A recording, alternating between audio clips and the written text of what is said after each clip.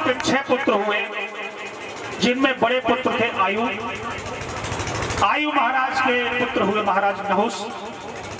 नहुस बहुत पराक्रमी राजा थे, बहुत धर्मात्मा राजा थे। उन्होंने कई यज्ञ किए और यहां तक यज्ञ संपन्न हुए कि उन्होंने इंद्र के इंद्रासन को भी छीना। जो माताएं सामने बैठी पीछे, भैया फालतू बात न करें, जब संगीत सुनते हैं भगवान की कथा को भी सुने। कहते हैं भगवान की कथा का एक शब्द भी कान में पड़ता है तो उतने ही पापों का क्षरण करता है। महाराज नहुस आज स्वयं इंद्र बन बैठे।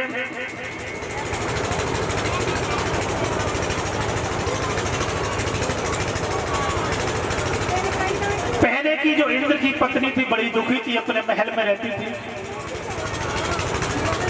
एक बार महाराज नहुस जब शिकार खेलने के लिए जाते हैं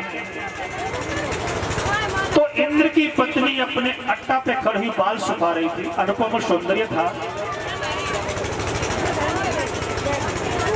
महाराज नहुस ने जब इंद्राणी को देखा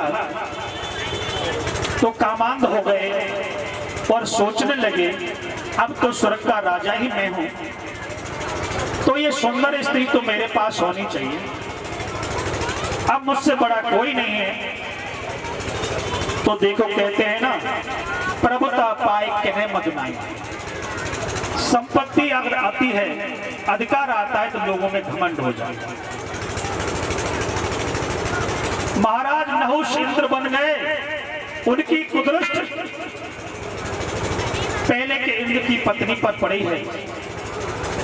राजमहल को लौट के आए और एक पत्र लिखा इंद्राणी के लिए। महाराज नहुस क्या लिखा?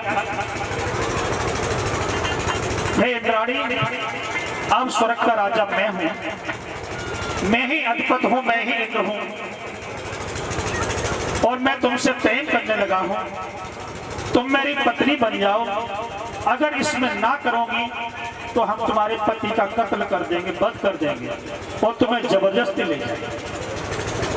जब ये पत्र नहुस का जब इंद्राणी के पास पहुंचा, वो सोचने लगी ये कामी हो गया है। अगर मैंने बुद्धि और विवेक से काम नहीं लिया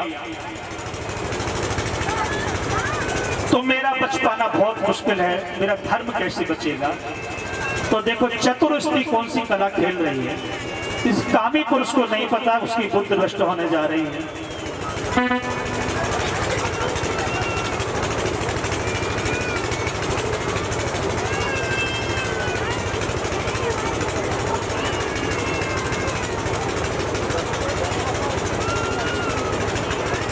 ये